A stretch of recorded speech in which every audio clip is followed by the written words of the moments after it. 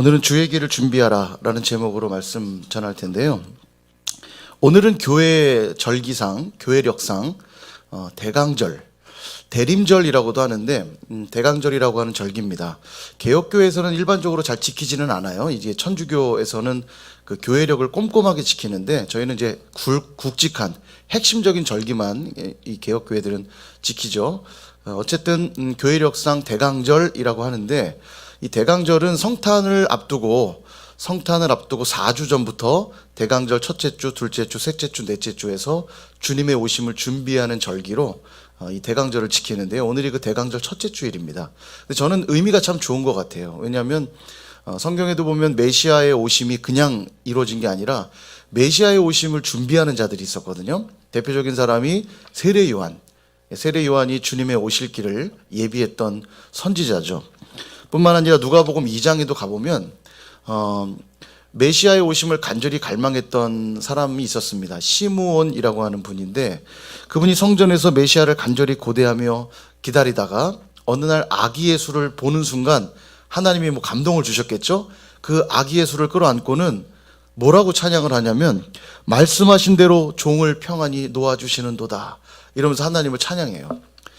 정말 아기 예수를 간절히 고대하고 그 메시아를 고대했던 시므온이라고 하는 자가 있었고, 또 아셀 지파 출신의 안나라고 하는 여자 선지자가 있습니다.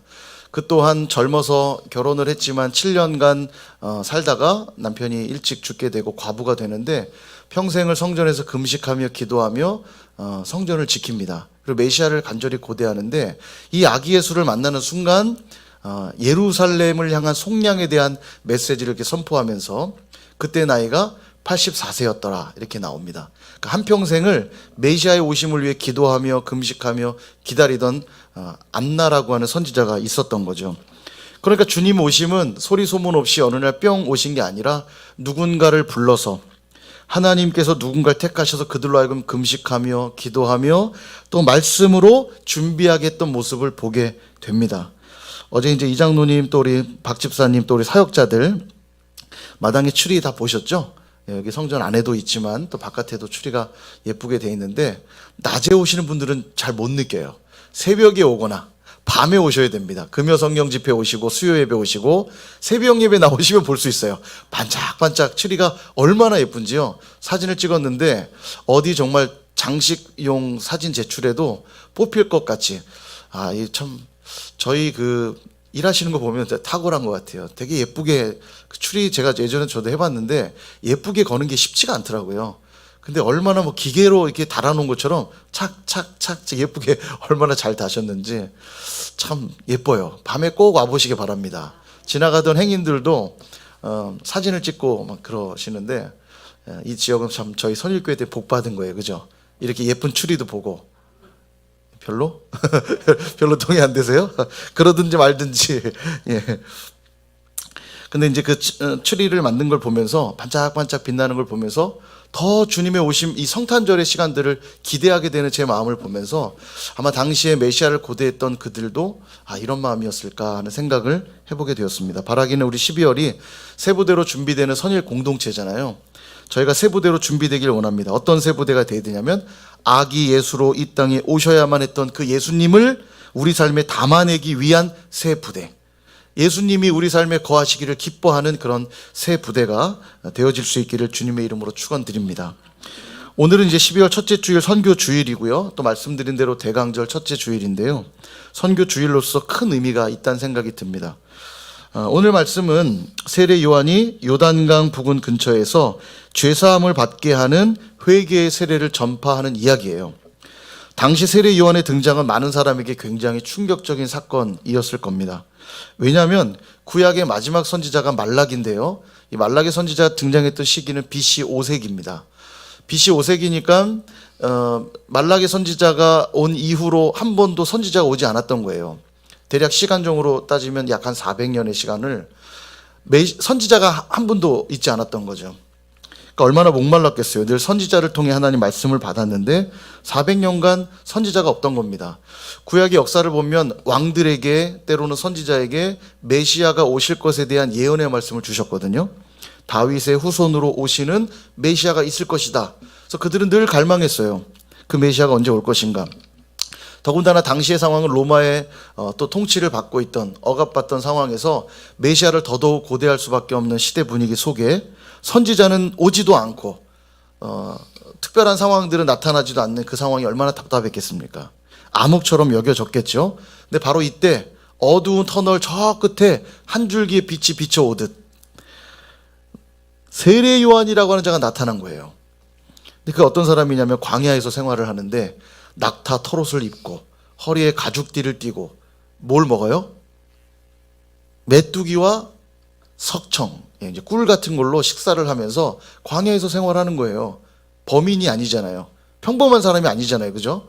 뭔가 특별한 사람이 나타났다는 걸 감지하고 있는 그때에 광야에서 그 외치는 겁니다. 회개하라, 천국이 가까이 왔느니라. 이 메시지를 외치고 있는 거예요.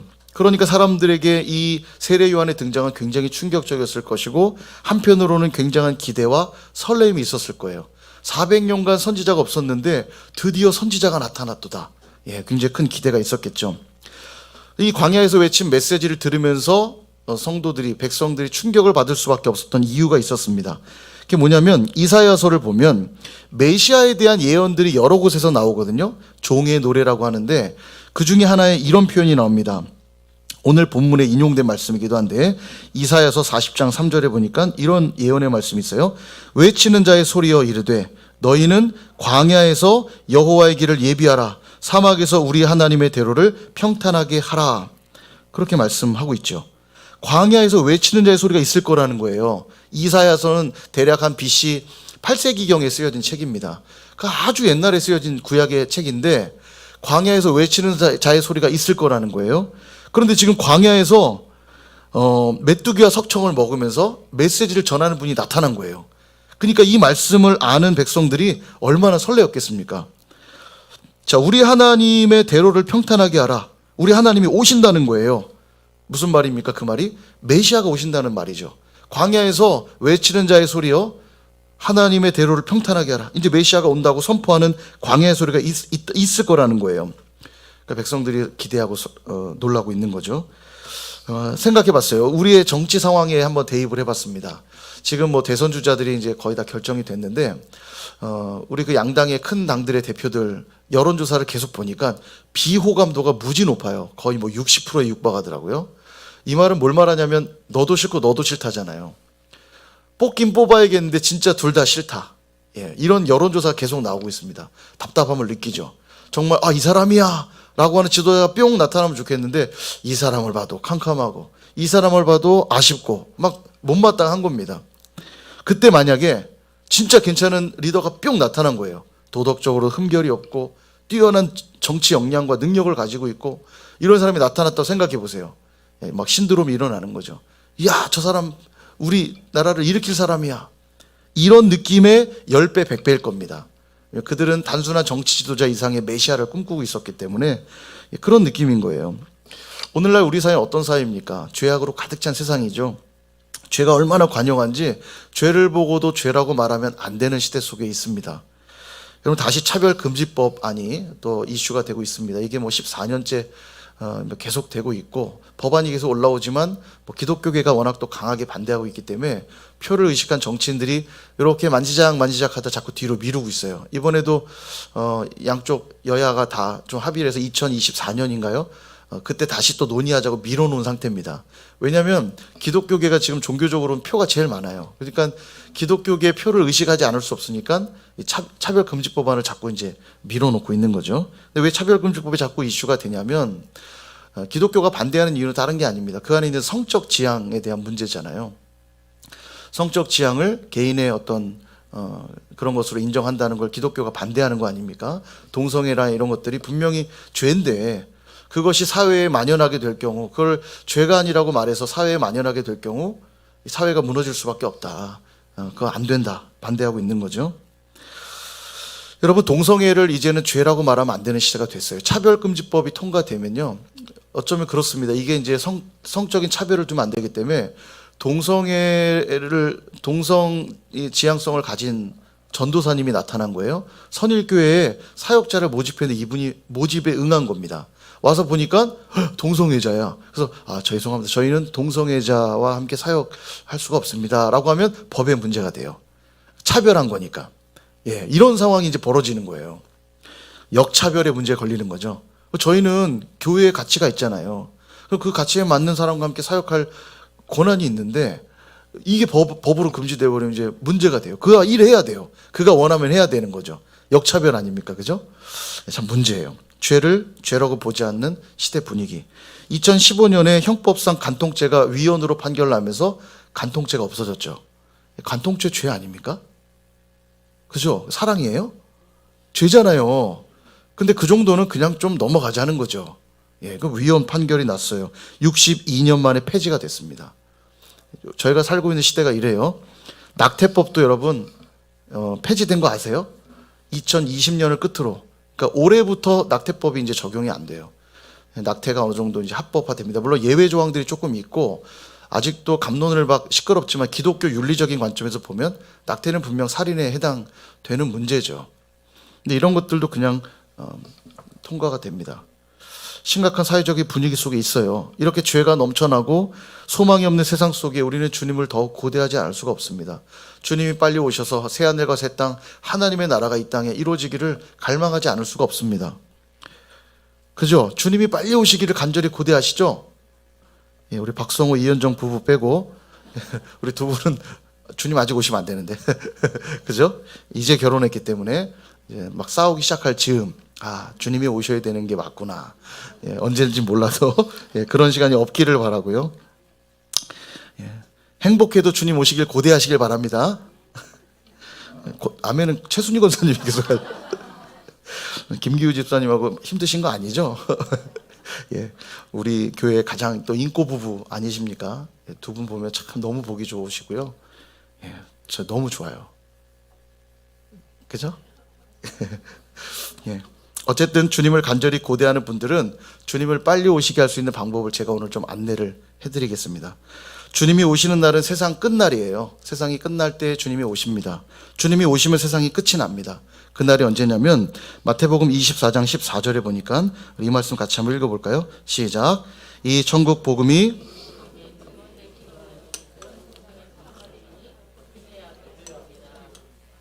아멘. 언제 세상의 끝이 오냐면 모든 민족과 온 세상에 복음이 전파되면, 증언되면, 선교가 다 이루어지면 세상의 끝이 온다는 거예요. 주님이 그때 오십니다. 왜냐하면 주님은 지금도 한 영혼이 회개하고 돌아오시기를 간절히 고대하시거든요. 그 고대하고 고대하던 영혼들이 다 돌아오면 그 작업이 끝나면 주님이 이제 오시는 거예요. 제가 여기 마치 주님을 빨리 오시게 하자라는 식으로 표현을 했지만 그날과 그 시는 알 수 없고 또 주님이 언제 오시기로 딱 정해져 있는데 저희가 그 시간을 뭐 왔다 갔다 움직일 수 있는 건 아닙니다. 제가 표현은 그렇게 했지만 그러나 그분이 빨리 오시게 하는 것처럼 우리가 살아갈 수는 있어요. 무슨 말이냐면 죄송합니다. 우리 어제 결혼한 우리 성호 형제 비유를 좀 들면 어제 결혼했잖아요. 12월 4일. 12월 4일을 앞두고 이제 계속 결혼을 준비하는 소식들을 이렇게 들어요. 집도 마련하고 또 집안에 이제 함께 살 뭐 그릇도 사고 준비할 게 생각보다 많다면서 저한테 많이 나눴는데 그릇 뭐 받침도 사고 뭐 또 세탁기도 사고 하나씩 뭐가 이렇게 마련되는 이야기를 매주 조금씩 들었어요. 예. 근데 그런 거예요. 뭐냐면 12월 4일이 이제 다가오는데 그래서 약속해서 이제 집을 마련했어요. 함께 살 집을. 아직 근데 신부가 임하지는 않은 거죠. 그 집에. 예. 어떻게 그 신부를 빨리 오게 할 수 있냐면 그 신부와 함께 살 것을 기대하면서 하나씩 준비해 나가는 거예요. 세탁기도 넣고 그릇도 넣고 그릇 받침도 넣고 밥솥도 사고 채워 나갑니다. 이젠 정말 신부만 오면 되는구나. 예. 이 상황을까지 가면 그 상상 속에 신부가 곧 오게 될 기대 속에 가득 차게 되는 거죠. 예. 그래서 우리가 주님이 빨리 오시는 것처럼 살아갈 수 있다는 말은 바로 그런 의미예요. 12월 4일이란 날짜가 변동되진 않겠지만 그것들을 준비하면 할수록 그 시간들이 더 제게 가슴 충만하게 다가오게 되는 거죠. 고대하게 되는 겁니다. 마치 그런 거예요. 성호 형제가 현정자매를 기다리며 집을 꾸미듯 우리도 신랑 되신 그리스도를 기다리며 이 땅에 새하늘과 새 땅을 준비해 나가는 겁니다. 어떻게 해요? 복음을 증거하는 일로. 모든 민족과 온 세계에 복음을 전하며 하나님의 집을 가득가득 채워나가기 시작할 때 이제 때가 되면 우리 주님이 오시는 거예요. 야, 비유가 진짜 좋다 이런 생각이 들었어요. 확 와닿지 않으세요? 저는 제가 막 설교를 정리하면서도 맞아, 정말 맞아 이러면서 저 막 준비했는데, 그러므로 우리는 이 시대의 세례 요한들입니다. 주님 오실 길을 예비해야 될 자들이에요. 그리고 가만 보니까 선일교회 시옷 이응 자음만 따니까 세례 요한. 뭔가 의미가, 제가 갖다 붙이기 왕이죠. 세례 요한. 제 전화번호는 영원한 사사, 영영사사. 제 전화번호 같으면 어떡하라고요? 아멘. 순종하겠습니다. 전화가 안 오면 어떡하라고요? 영원한 사사에게 전화를 하시라고 그랬죠. 저도 섬길 테니 무엇이든 맡겨주십시오. 저희는 세례 요한, 선일교회는 세례 요한, 선교를 위해 이 시대의 세례 요한으로 살아가야 되는 거죠. 어떻게 되면 주님의 오실 길을 준비하고 그의 오실 길을 곧게 하라는 거예요. 죄악으로 가득 차고 마치 400년간 메시지가 없었던 것처럼 이 시대를 살릴 만한 메시지가 없는 이 목마른 시대 속에 우리가 광야에 외치는 소리가 되어야 된다라는 것입니다. 그게 바로 뭐요? 그게 바로 선교라는 거예요. 그럼 어떻게 주님의 오실 길을 준비하고 그의 오실 길을 곧게 할 것인가? 다른 말로 하면 어떻게 선교할 것인가? 이사야에 예언되어 있고 오늘 본문에도 나와 있듯이 5절과 6절 한번 보세요. 이런 말씀이 나옵니다. 골짜기는 메워지고 모든 산과 낮은 산이 작아지고 굽은 것이 곧아지고 험한 길이 평탄하여 질 것이요 모든 육체가 하나님의 구원하심을 보리라. 이렇게 말씀하죠. 이 표현은 뭘 상상하시면 되냐면 왕의 행차를 상상하시면 됩니다. 이제 왕이 내가 어디로 행차할 것이다 말하면 신하들이 준비해야 돼요. 거기를 미리 답사해보고 왕이 행차하는데 방해가 될 만한 것은 없는지, 문제가 되는 건 없는지, 마차에 영향을 주는 건 없는지 다 살피죠. 그래서 골짜기가 있다면 골짜기를 어떻게 해요? 골짜기를 메우고, 높은 것들이 있다면 그걸 낮추고, 굽은 것들은 곧게 하고, 험한 길은 평탄하게 만들라는 거죠. 왕이 행차할 수 있도록. 이제 왕이 오실 것이기 때문에 그렇게 하라는 거예요. 지금 그 설명을 하고 있는 겁니다. 그러면 모든 육체가 하나님의 구원하심을 보리라. 메시아를 보게 될 것이다. 이렇게 말하고 있는 거예요. 우리가 이제 그 일을 해야 되는 거예요. 골짜기를 메우고 높은 것들을 낮아지게 하고 굽은 것은 곧게 하고 험한 것은 평탄하게 만드는 일을 우리가 이제 해야 되는 겁니다. 그럼 그게 뭐냐는 거죠. 그게 뭐냐? 바로 세례 요한이 외치고 있는 것, 회개의 세례. 그게 바로 회개입니다. 회개. 오늘 우리가 해야 될 선교의 내용이 뭐냐면 회개를 전파하는 일이에요. 회개하라 천국이 가까이 왔느니라. 그 선포를 할 때 그게 선교라는 것입니다. 다시 한번 정리를 해보면 우리가 주님의 오실 길을 준비하는 자라면 무엇으로 왕의 길을 놓아야 할까요? 바로 회개로 왕의 길을 준비해야 됩니다. 우리가 거룩하지 않으면 안 되잖아요. 주님이 먼저 내 삶의 좌정에 계셔야 되잖아요. 그러기 위해서 우리가 먼저 회개해야 돼요. 그리고 그 회개의 세례를 우리 또한 전파해야 됩니다. 그래서 그 회개는 어떻게 하는 거냐? 골짜기는 메우고 높은 건 낮아지고 굽은 건 곧게 하고 험한 길은 평탄하게 하라는 거예요. 내 안에 골짜기가 있다면 그것들은 메워 나가야 되고요. 내 안에 높아진 것들이 있다면 그것들은 다 낮아져야 되고요. 내 안에 굽은 것들이 있다면 곧게 해야 되고 내 안에 험한 것들은 평탄하게 만드는 게 회개라는 것입니다. 더 나아가 선교는 뭡니까? 아직도 왕의 오실 길을 준비하지 않은 그 심령들에게 이 회개의 메시지를 전파하는 거예요. 여전히 당신들 안에 높아져 있고 또 깊이 패여져 있는 그 골짜기들은 빨리 메우셔야 되고 여러분 안에 그 높아져 있는 모든 모습들은 빨리 낮추셔야 되고 굽은 것들은 곧아지게 해야 되고 또 험한 것들은 평탄하게 만들려고 우리가 전하는 일, 그게 바로 선교라는 것입니다. 그러므로 사랑하는 여러분, 선교는 단순한 행위가 아닙니다. 먼저 내가 회개해야 돼요. 먼저 내가 회개에 합당한 열매를 맺어야 합니다. 누가복음 오늘 읽지는 않았지만 본문 이후에 보면 세례 요한이 그걸 요구해요. 회개에 합당한 열매를 맺으라. 회개는 단순히 그냥 죄를 슬퍼하는 것만이 회개하는 게 아니라고 그랬죠. 슬퍼하되 그 삶을 완전히 돌이켜 다른 삶의 방향으로 가는 것까지가 회개예요. 그러므로 회개는 회개에 합당한 열매를 맺게 되어 있습니다. 회개에 합당한 열매를 맺어야 되는 거예요. 그리고 그 모습으로 다른 이들에게 또한 회개의 세례를 전파해야 되는 거죠. 나는 여전히 메시아를 모시지 않으면서 누군가에게 메시아를 전한다면 그게 전파되겠습니까? 나는 행차하시는 그 왕 앞에 엎드리지 않으면서 왕이 지나가니 엎드리시오 라고 말한다면 여러분 엎드리겠습니까? 나는 왕에게 엎드리지 않는데. 그러므로 내 안에 여전히 복음에 합당하지 않은 것들을 복음에 항복시키셔야 돼요. 복음에 고꾸라져야만 됩니다. 복음으로 말미암아 골짜기처럼 거친 나의 말이 부드러운 말로 바뀌어져야 될 것이고요. 복음으로 말미암아 높아진 나의 교만한 마음이 겸손해져야 될 것이고요. 복음으로 말미암아 비뚤어진 나의 행실이 옳은 행실로 변화되어야 될 것이고, 복음으로 말미암아 험한 나의 인상이 인자한 인상으로 변화되어야 할 줄로 믿습니다. 그럴 때 복음은 진짜 복음이 되고요. 그 복음은 나와 내 삶을 통해 흘러가는 것이에요. 저는 이제 선교를 너무 이렇게 어떤 행위적이고 또 멀리 이루어지는 어떤 사역적인 관점을 논하기 이전에 먼저 우리 안에 선교가 이루어져야 된다고 생각합니다. 먼저 선교가 여기에 이루어져야 되는 거죠. 내 안에 여전히 아직도 받아들이지 않은 복음의 자리들을 더 만들어내서 복음이 이 안에 들어와 그 복음에 넘치는 충만한 감격과 감동으로 선교는 되어지는 거예요. 소설가이자 시인인 헤르만 헤세는 이런 말을 했습니다. 우리가 변화시킬 수 있는 것, 우리가 변화시켜야만 하는 것은 바로 우리들 자신이다. 참 맞는 말이라는 생각이 들어요. 내가 변하면 세상이 변하는 거예요. 문제는 뭐냐면 나는 변할 생각을 안 하고 늘 남들만 변화시키려고 하니까 세상이 변하지 않는 겁니다. 내가 변하지 않는 한 선교는 불가능한 일이고 할 수 없는 일이 되고 말 것입니다. 그러므로 먼저 나를 복음 앞에 항복시키실 수 있기를 바랍니다. 나를 먼저 선교하십시오. 내가 먼저 선교되지 않으면 어떤 영혼을 향해 선교를 할 수 있겠어요? 내게 영향력도 없는 그런 복음이라면 다른 이들도 듣지 않지 않겠어요? 돈만 덜렁 보낸다고 그게 선교이겠습니까? 그것도 귀한 일이지만 진정한 선교는 내가 가진 복음을 전해주는 거잖아요. 나를 변화시킨 이 복음을 내가 믿기에 그 믿음으로 물질을 보내는 것이고 그 믿음으로 사람을 보내는 거 아닙니까?